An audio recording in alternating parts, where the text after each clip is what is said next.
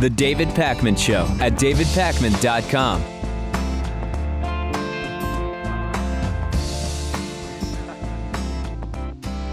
We've been talking about Rachel Dolezal, the former Spokane, Washington NAACP president who has identified as Black since she was age 5, based on what she told us yesterday in an interview with Matt Lauer on NBC's The Today Show.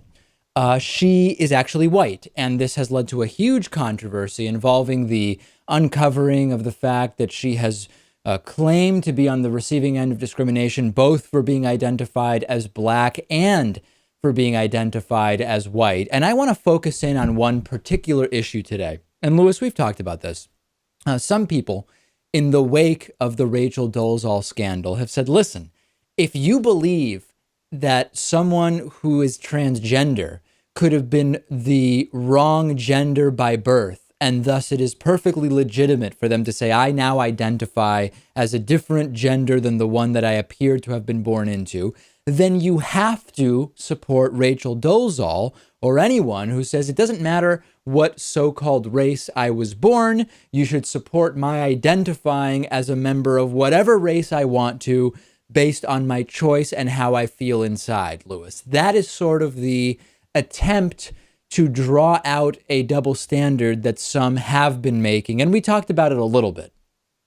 We did. I mean, I think this is a valid point. I think it's worth exploring. Let's explore it. So to go back to what Rachel Dolezal said, she has used the term transracial to talk about her relationship to her race. A quote, I was actually identified when I was doing human rights work in North Idaho as first transracial.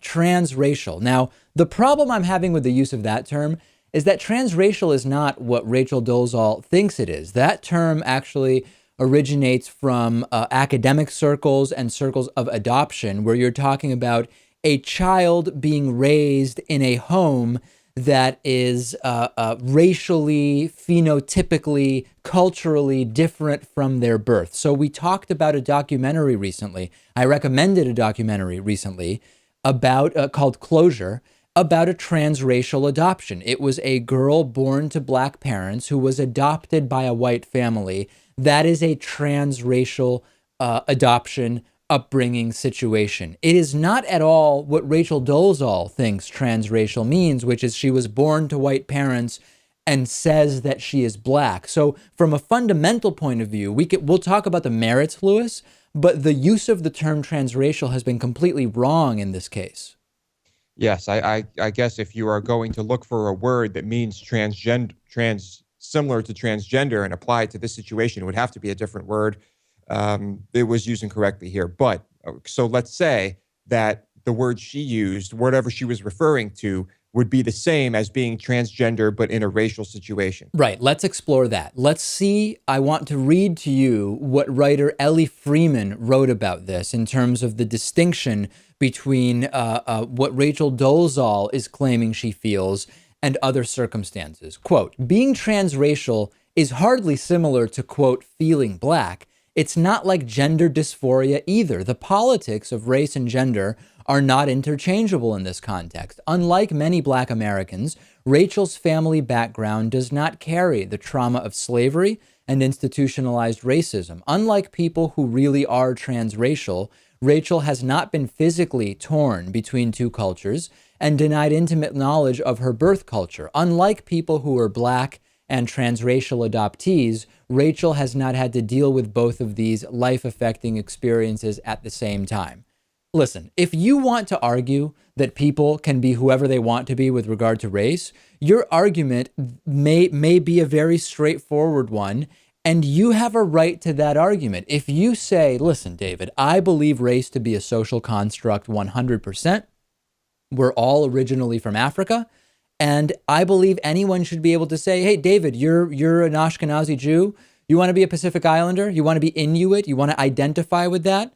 By all means, have at it. That's fine. But we have to distinguish this from issues of transgender. White people can choose to identify as Black, apparently, as Rachel Dolezal is saying. And there are cases, and I know them. I know a situation where there is a child of a white woman and a half-black man. And because of the genes, how the genes worked out, and I'm not a geneticist, but I think it has something to do with recessive genes, their child looks white and looks only white. You would see this child and you would say that is a white child, although yes, this is actually a black child. As a result, they don't have the social implications and repercussions that would be associated with their appearance if their blackness presented differently. Most black people who have the visual appearance of what is traditionally considered to be black, they don't have the choice that Rachel Dolezal had, and they're not able to make the decision she made, Louis, and we can't forget that. No, that's important to remember. Now, let me just once again play the devil's advocate here and say that there are people who identify as animals. There are people who have body dysmorphic syndrome or whatever it's called. There are people who just feel that they are something else, and it could be any number of things. It doesn't have to be a race or a gender. And I know I'm not trying to compare the two. I'm not saying it's all mental illness, but what if something like that is happening here? What if something in her mind is just telling her that she is a black person, even though culturally, socially, genetically, there is none of that? Well, then that's a different situation altogether. Then we just have to analyze what is going. That takes us away from the concept of race being a choice and transgenderism as the topic of discussion, right? You're talking about a very, very specific situation there. I mean, from a practical perspective, right, we can use science to help us make a distinction to some extent. So if every human being starts out the same way as androgynous, and during prenatal development, hormones cause the fetus to develop one way or another, and sometimes it isn't so clear, as we've talked about with people who are intersexed. Never during prenatal development might you have an embryo that was formed by a male human and a female human, where it actually might end up being a horse, right? Which is what you're talking about, Louis, which is, listen, I feel like I'm actually a dog. And in the same way, once that embryo starts to develop based on the genetics of the two parents, its race can't change. Now, yes, we could say, well, let's explore our definitions of what races are. Let's explore to what extent race is a social construct. But fundamentally, it is completely different than gender. It is different. Yes, you're right. And so I agree with you. Of course, I was just, playing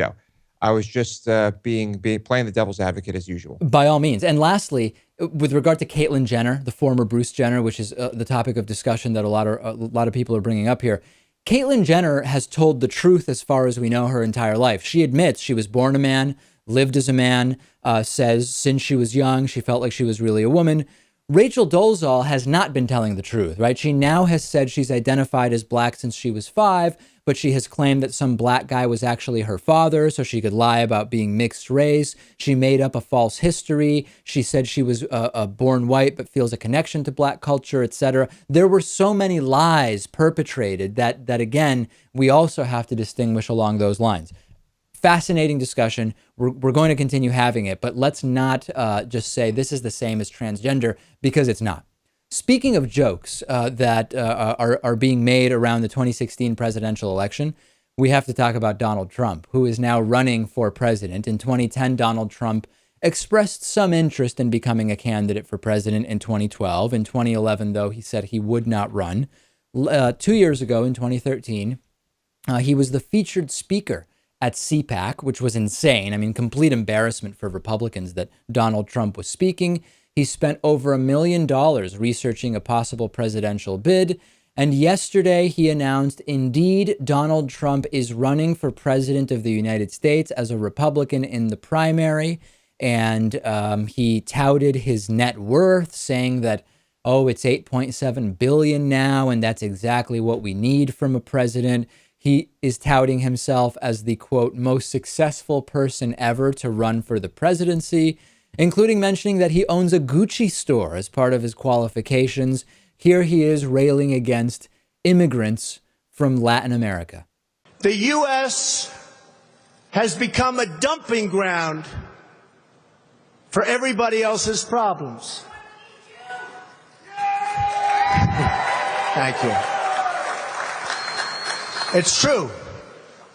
And these are the best and the finest. When Mexico sends its people, they're not sending their best. They're not sending you. They're not sending you. They're sending people that have lots of problems, and they're bringing those problems with us. They're bringing drugs, they're bringing crime, they're rapists, and some, I assume, are good people. But I speak to border guards, and they tell us what we're getting. And it only makes common sense. It only makes common sense. They're sending us not the right people. It's coming from more than Mexico. It's coming from all over South and Latin America, and it's coming probably from the Middle East. But we don't know, because we have protection, and we have no competence. We don't know what's happening.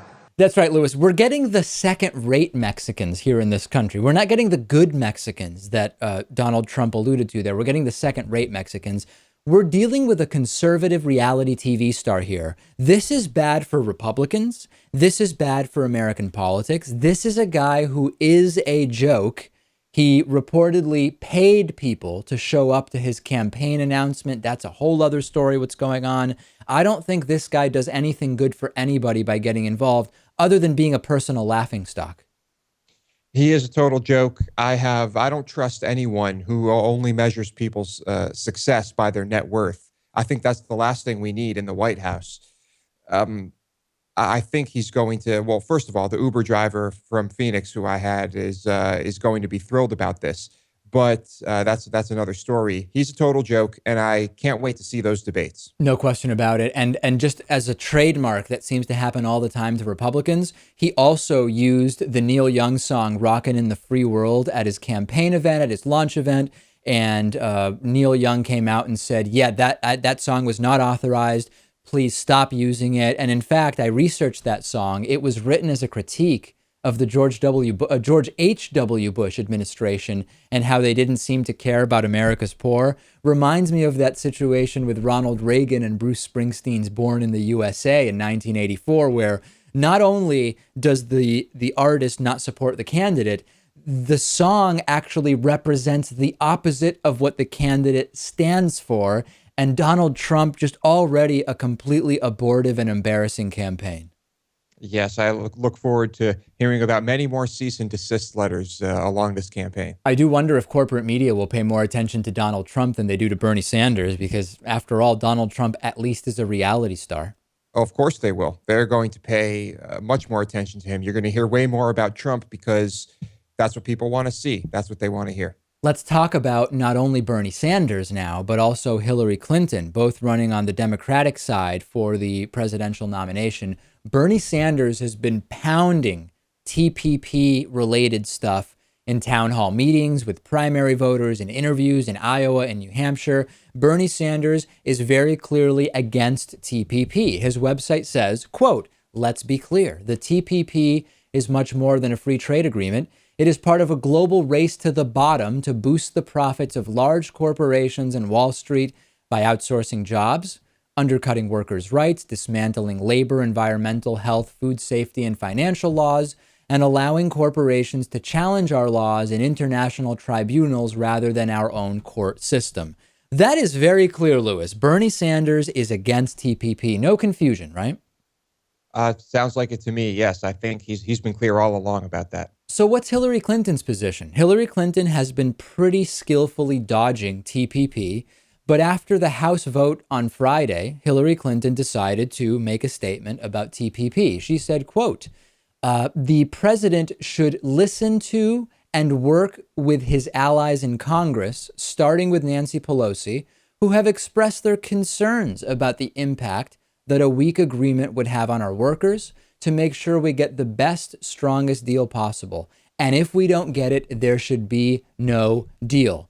All right, well, that's pretty clear, right, Louis? All of a sudden, I mean, yes, very, very late, once it started to seem that it was clear what the future of TPP was, Hillary Clinton made a statement that was somewhat critical of TPP, except for the fact, Louis, that Daily Kos user, Unapologetic Liberal 777, has compiled 45 instances of Hillary Clinton supporting TPP as Secretary of State. For example, January of 2013, speaking with Japanese Foreign Minister Fumio Kishida, quote, "We also discussed the Trans-Pacific Partnership, and we shared perspectives on Japan's possible participation because we think this holds out great economic opportunities to all participating nations." I'll just pick another one of the 45. I don't know, maybe September of 2012. These remarks were at the APEC CEO Summit. Quote, "That means pushing governments to support high standard trade agreements like the Trans-Pacific Partnership to drop harmful protectionist policies." And there are 45 such comments by Hillary Clinton, then Secretary of State, supporting TPP. Now, let's say maybe she was supporting this because as Secretary of State, it was being pushed by Obama, it was being pushed by the administration, and this was just kind of her job. Is that possible? It's certainly possible, and we should get an explanation in that case. Hey, even though now I think that President Obama should be following the direction and the will of our elected officials in Congress on TPP, the reason that 45 times I'm on record in favor of TPP as Secretary of State is just because I had to follow the directive of President Obama. If that's the case, Louis, let's hear it from her. But do you expect to hear that from someone who is running for president? Wouldn't a statement like that make them seem weak, make them seem like they're kind of a pushover? I mean, I could see it being interpreted that way by the people. Isn't flip-flopping also something that would be interpreted negatively? 45 times in favor and now all of a sudden she's against? Yes, but how many Americans are actually going to hear about this flip-flopping on the TPP, something which many Americans have never even heard of at all? Right. Yeah, maybe not. Maybe the risk is, hey, she's willing to take the risk and say, how many people are really going to look at that post on Daily Kos with my 45 quotes? My sense is she will probably move to the left during the primaries on this issue. And then more than likely, if she becomes the nominee, she will sort of move back to the middle and say, hey, we've got to be careful around these agreements, but here's the long list of benefits. I think that's what we can expect from Hillary Clinton. If you disagree with me, tweet me at dpacman, and you can tweet to Louis now. Twitter.com/Louis Motamedi. Louis is on Twitter. I tweeted about it this morning and got him like 40 new followers. So let's keep that going. We'll be back after this. The David Pakman Show at davidpakman.com.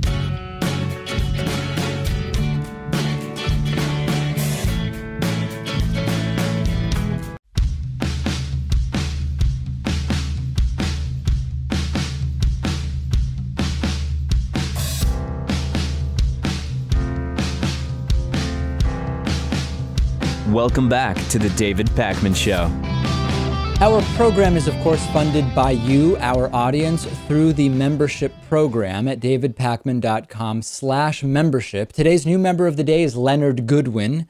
Thanks, Leonard, for being a David Pakman Show member. You can join at davidpakman.com/membership, and you can also get a half-price membership by making a donation of any size to our Indiegogo campaign. That's at davidpakman.com/donate. Make a donation of any size. Within 24 hours, you'll get an email with a code to get a membership at half price. That being said, let's now get into today's episode of Hatriot Mail. The right of the people to keep and bear hate shall not be infringed.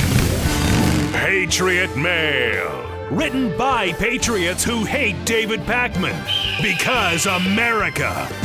And because freedom. So we've gotten Hatriot Mail about LGBT rights, about conspiracy theories, about 9/11, about anti-Semitic stuff, all sorts of stuff. But I think this is the first Hatriot Mail that broaches this particular topic. Let's listen and analyze together.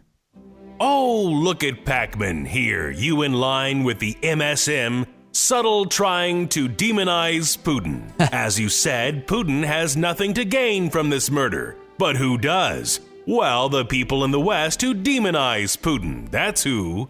David, you can be a lying cocksucker at times, raging faggot. So apparently, Louis, even Vladimir Putin has his following. And one of those followers is a Hatriot who is very angry with us. Sorry, Putin's a great guy. I apologize.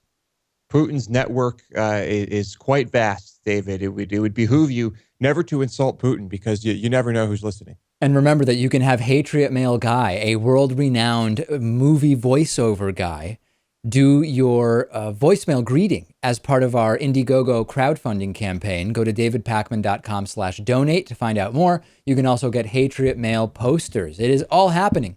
Hey, I've told you about how Republican Governor Sam Brownback in Kansas has essentially destroyed the economy of that state. Tax cuts for the rich, which have resulted in having to cut education budgets. We've talked about the complete disaster that is going on in Kansas with regard to health care and social services and availability of care. And now, Kansas lawmakers have concluded the longest legislative session in state history by approving a bunch of regressive tax hikes, which will now fix the damage done to the state budget from those tax cuts for the rich by targeting none other than the favorite targets of Republicans like Sam Brownback, low-income workers and their families. More than half of the $384 million that is expected in new revenue from these tax hikes will be from cigarette taxes and sales taxes, two policies which are regressive because as a percentage of income, it is the poor and the middle-income people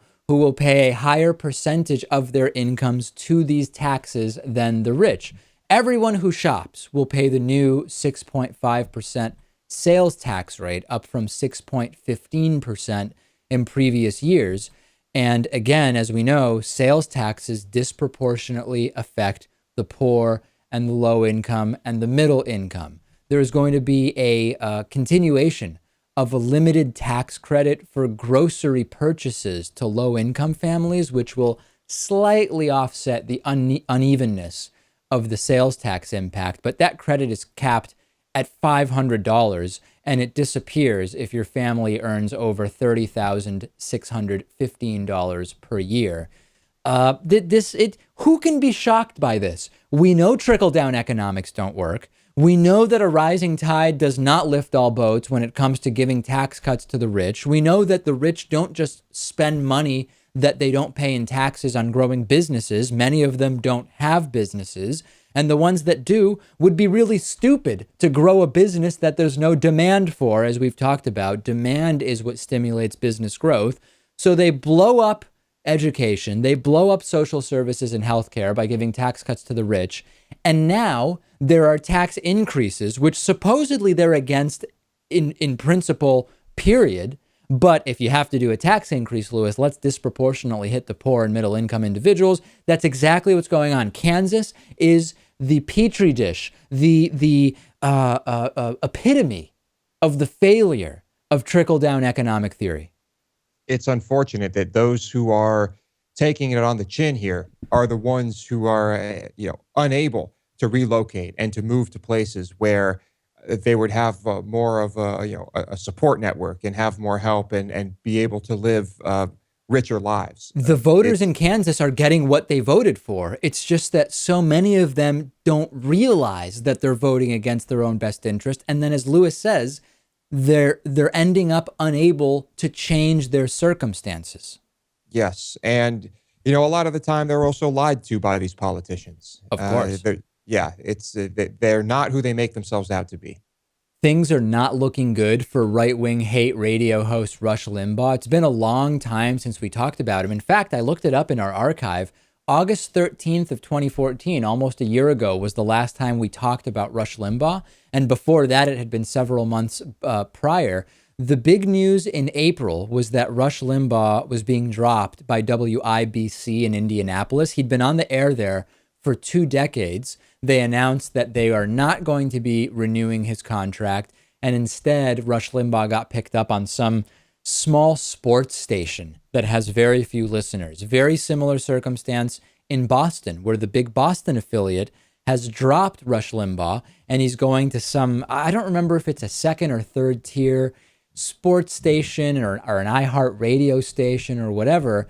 And it's a combination of the toxicity that is now associated with Rush Limbaugh from an advertiser point of view. After the Sandra Fluke scandal, where he called her a slut, all sorts of advertisers said, whoa, this guy is toxic, we don't want to be associated with him, combined with Rush Limbaugh no longer really being a tastemaker in the Republican Party. Remember a couple of election cycles ago, Lewis, it was a big deal for Rush to be talking about you. All of the candidates would go to Rush for interviews. Now, who even cares about Rush Limbaugh's opinion about these primaries? His endorsement was high praise. I'm very happy to see that his influence is waning. He's just a horrible, horrible person. The ratings numbers are gone. The advertising dollars are slowly fading away. Now, Rush Limbaugh is, and unless he does something incredibly stupid, will continue to be a very rich guy for the rest of his life. That there's no question about that. He's made a lot of millions of dollars for many, many years. But the idea that this type of right-wing hate radio is starting to fall out of favor, and he knows it, recently saying, now that I've outgrown the 25 to 54 demographic, I'm no longer confident that the way I see the world is the way everybody else does. The polls follow that exact logic, where we see a liberalization of the electorate. And even among Republicans, the hunger among young Republicans doesn't seem to be for voices like Rush Limbaugh whatsoever. That's good news. Less bigotry, fear-mongering, xenophobia, and hatred in the world, I think, is a good thing. And that is what Rush preaches, really. Will we see the Rush Limbaugh show go off the air in the next 5 years? That I don't know about, but he is being relegated to these third-tier sports stations in many cases. 100,000 viewers, I believe, in the Chicago market, which is considered to have 10 million listeners. The impact of Rush Limbaugh is waning, and for that we should all be very, very happy. Disagree? Let us know on our Facebook page, facebook.com/David Pakman Show. Give us a like there. The David Pakman Show at davidpakman.com.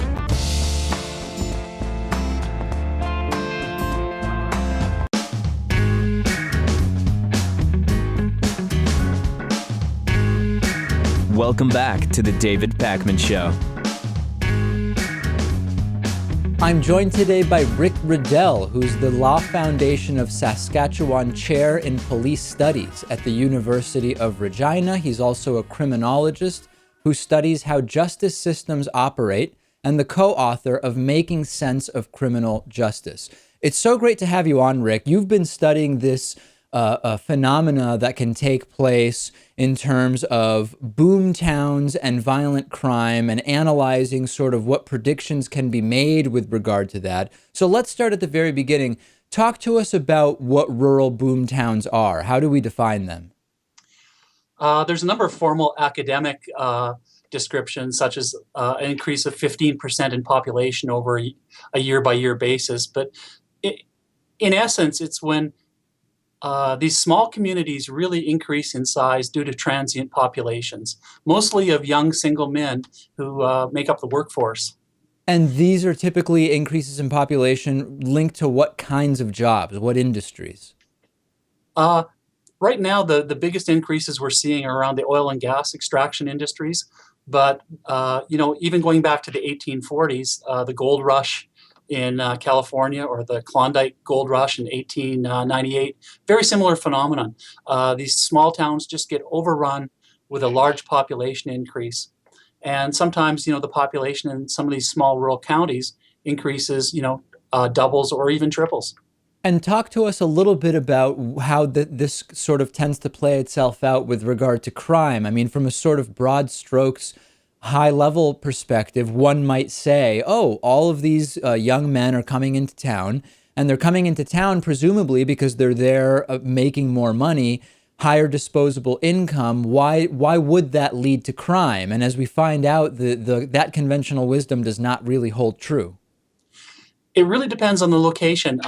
In some places, what we're finding is that young people with young men especially, with a lot of disposable income, get involved in crime, but it's maybe not the serious and violent crime. A lot of assaults, disorderly conduct, drinking and driving offenses. And some of these offenses really aren't captured very well in official crime statistics. So we're seeing a big increase in those sort of minor crimes that really affect the quality of life for the residents of these towns. Can you talk to us about some of the examples you've studied? We're finding real increases. I know this isn't a very sort of a sexy topic, but driving related offenses, people are really fearful of driving in some of these communities. And what happens is you get a lot of young people, and they have a tremendous amount of disposable income, and they buy very big trucks, and they drive these trucks kind of erratically or when they're under the influence. And it really scares people, or if you're driving a Toyota Prius, and these other vehicles outweigh you by 4 times. So it really does create a lot of stress. In North Dakota, the death rate from vehicle accidents, what we're finding in boom counties, is really high, and the state rate in just highway fatalities is 10 times the murder rate. So it is a significant problem. Do you find that the long-term impacts of these resource-based booms that the positive economic benefits tend to sort of outweigh these negative crime and social costs? Or do we find that in the net over some more medium term, that there is not necessarily a benefit? Well, there's a tremendous initial economic benefit, and the residents of these towns love the boom. Their property values increase. It's great for business, but I think in the long term it can have somewhat of a destructive effect. It has a destructive effect on the infrastructure. It has a destructive effect on community services if the community isn't able to respond very well. A lot of the problems are associated with housing. And these small local governments are really sort of stuck because they don't know how long the boom will persist. So they're really reluctant to say hire 5 more police officers if all of a sudden the boom ends in a year, and then they have many more personnel than they can afford. And Rick, you talked specifically about the sort of driving related impact, the large trucks and driving under the influence, et cetera. That's an instance of presumably the new people who have come to the town being involved in those crimes. But what can we say about those who were already in these towns or areas? What can we say about crime and the sort of pre-existing population? That's a great question, because a lot of the times we blame the outsiders on all of the sort of increase of crime, but local residents, they do make a contribution to crime as well. And I don't think that we acknowledge that well enough. So that's a great question. One of our downfalls, though, is we just don't have the sort of statistics to back that up. So we don't have that sort of evidence to back up who's actually contributing to the offenses. And what about particular groups that may be at more risk when these resource-based booms happen? So, for example, you talked that it's mostly often it's typically young men that are participating in these resource-based booms with regard to moving for these jobs. Are women disproportionately affected by the increased crime of those resource-based booms? I know a lot of the areas we're talking about, including North Dakota, are predominantly white, but are minorities disproportionately influenced? What we're finding is there's a real concern about the victimization of women in these boom towns. Research out of Pennsylvania in the shale oil there is actually showing that there's a real increase in violence towards women. Currently in North Dakota, the U.S. federal government is sponsoring some research done by the University of North Dakota, and those researchers are actually looking specifically into the issues of violence toward women. What we hear is that as the gender ratio as more men come into the population, it makes life pretty miserable for some of these women. And what we're really trying to find is what's that impact on domestic violence, on assaults, and on sexual violence towards these women. And so tell us more, when might we hear more about the results of that study? We're still about a year out. The Bureau of Justice Statistics is also engaging in a similar sort of study. So I guess one of the kudos, I guess you can say, to the federal government is they're actually investing quite a bit of resources into finding out the scope of the problem so that we can move sort of beyond what anecdotal accounts or newspaper accounts and really have a hard look at the evidence. Last thing I'd love to ask you about along these lines are, you talked about how a police department might hesitate to add police officers because they might not be exactly sure how long is this boom going to last. Are we just going to have to lay off these officers in a year or two? What about the impact on the local justice system that these booms can have? It strains the entire system. So the police report that the calls for services in Montana and North Dakota boomtowns have gone through the roof. They're just not able to respond as quickly as they want to. They have to provide backup to family services, child protection services. So the resources are really strained. In terms of the courts, they're also strained, and not only with criminal matters, but civil matters as well. They're finding a lot more, family breakdowns. And in terms of the correctional systems, a lot of the local jails are operated by sheriff's departments, and again, they're stretched pretty thin, and they're taking the brunt of the admissions of these young people. So what should be the perspective with regard to these resource-based boom towns? I mean, we know that, as you said, the initial economic benefit is significant. You've outlined all of the caveats and areas of caution that we need to be aware of with regard to these boom towns. What in your research, as someone who has been studying this for so long, what should be the sort of public policy with regard to these boom towns? We really need to develop a sort of a script that new boomtowns can operate from, local governments that have a whole list of the impacts to the community, so that these impacts can be anticipated and that we can work towards sort of solutions that effective solutions that other jurisdictions have used. So I guess what we're trying to come up with is a sort of a framework or a plan that these communities can use to ameliorate or reduce some of the negative impacts of these booms. Let me remind the audience, we've been speaking with Rick Ruddell, professor at the University of Regina, criminologist, co-author of Making Sense of Criminal Justice. Thanks so much for talking to us about this. Thanks for having me. Thanks. The David Pakman Show at davidpakman.com.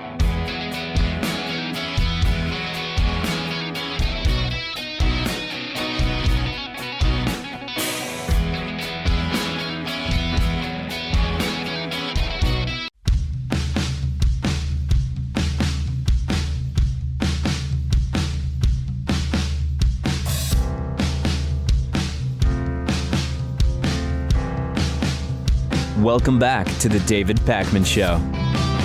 Here's one of the more unusual explanations I've heard as to why we don't really need to worry about people retiring and retirement accounts, etc.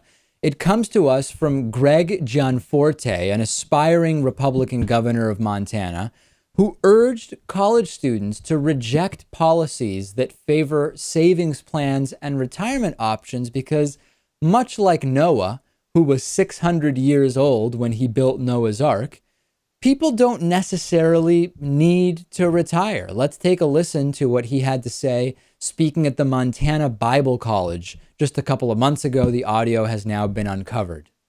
The other thing I get to is, and this always kind of, it's something I kind of reflect on, but there's nothing in the Bible that talks about retirement. And yet it's been an accepted concept in our culture today. Yeah. It's like, nowhere does it say, well, he was a good and faithful servant, so he went to the beach. It doesn't say that anywhere. And you think back, the example I think of is Noah. How old was Noah when he built the ark? 600. Yeah, okay. Yeah. He wasn't like cashing Social Security checks. He wasn't hanging out. He was working, right?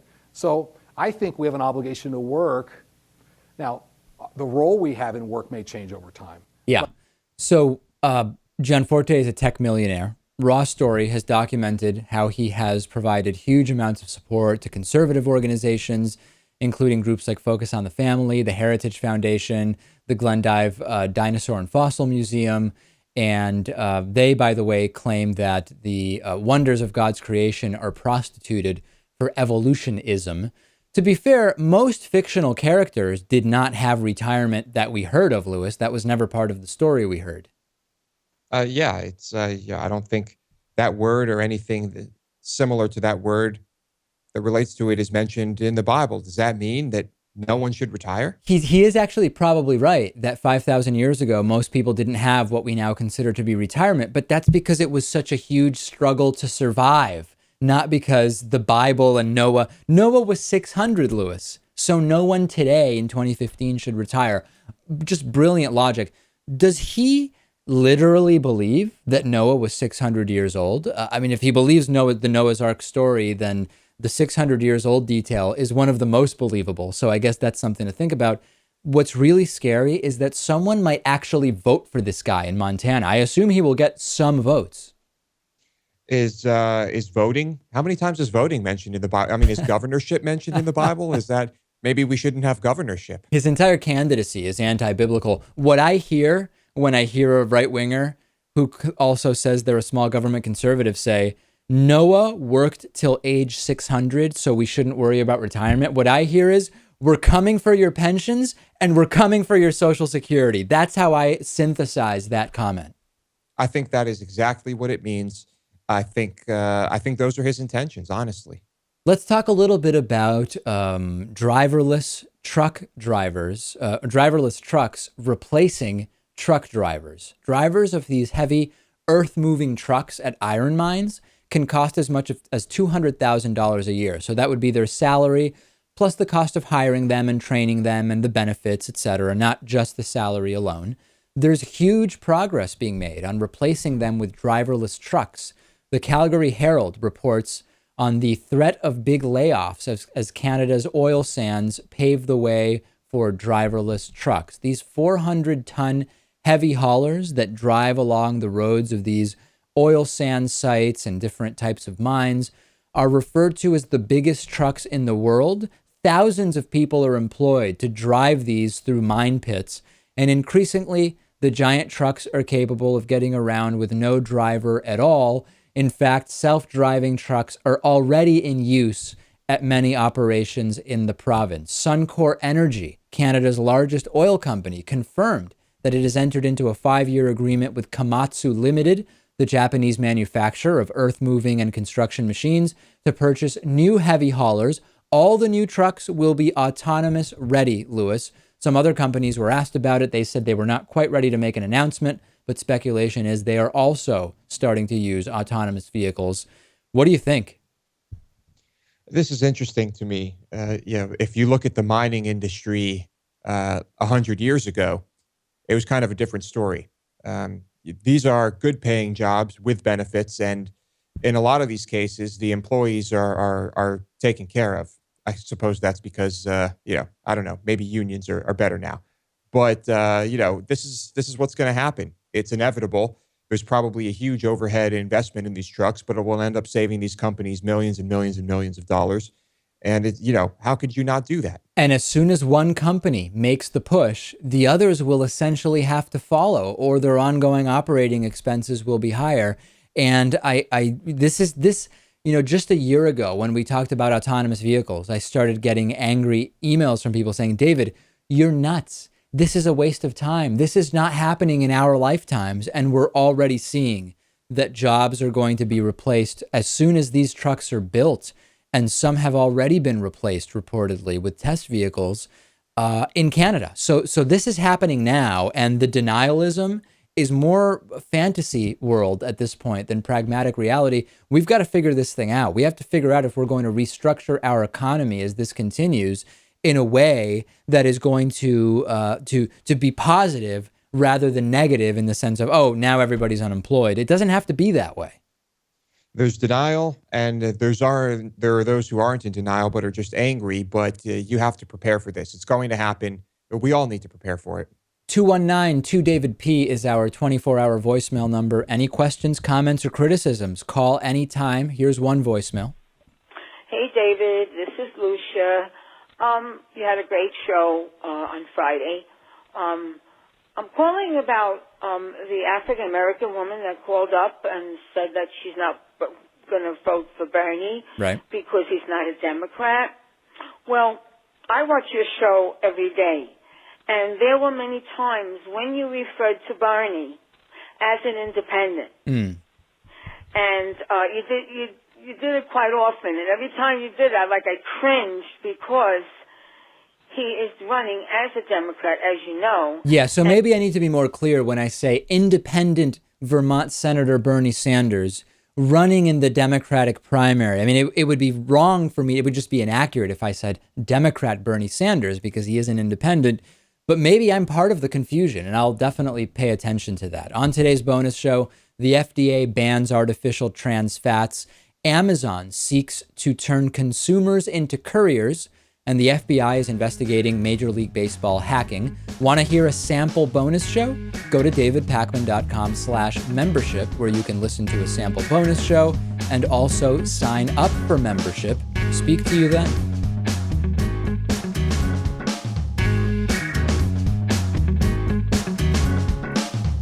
The David Pakman Show at davidpakman.com.